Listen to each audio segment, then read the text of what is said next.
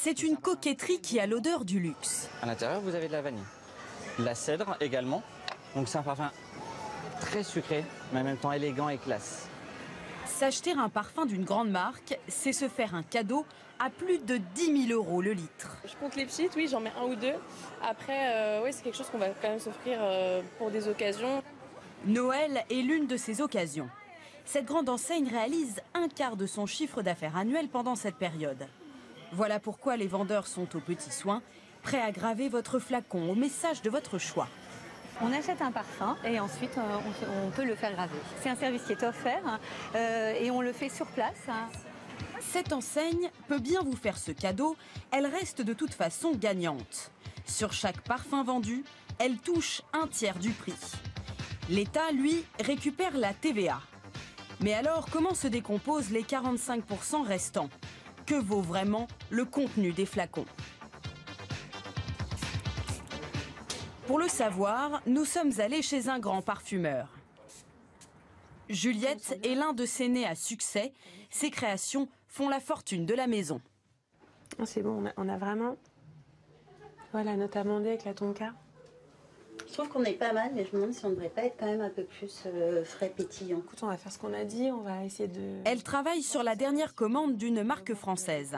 La consigne, fraîcheur et gourmandise pour un budget raisonnable. On va nous donner un prix de vente à ne pas dépasser par rapport à la création de ce jus. Dans le langage des parfumeurs, le jus désigne la formule olfactive. Son prix varie en fonction des ingrédients utilisés. On a quelque chose qui vaut plus cher que l'or, qui s'appelle l'iris absolu. L'iris, on ne peut pas l'utiliser pour tout et pour tout le monde. Dans le monde du parfum, difficile de parler d'argent. Nous ne connaîtrons pas le coût exact du jus imaginé par la créatrice. Tu pourrais me faire une solution, s'il te plaît? Merci. Mais il dépasse rarement 5% du prix de vente.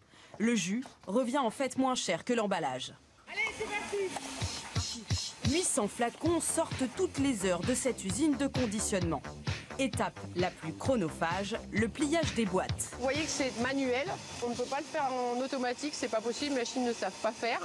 Là, elles font 300 pièces chacune, donc elles ont à peu près 10 à 12 secondes. Le conditionnement, c'est 10% du prix. Mais alors, à qui profitent les 30% restants? Ils reviennent à la marque. Réunion dans un quartier chic de la capitale. Et enfin, on arrive sur quelque chose de plus, on va dire peut-être plus soir, ou en tout cas plus sophistiqué. Nous retrouvons le parfum créé par le nez. Autour de cette table, plus question de senteur, mais de campagne publicitaire. On est passé d'un territoire où on était plus à l'extérieur avec... Noémie Schmitt, jeune actrice prometteuse, sera l'égérie du nouveau parfum.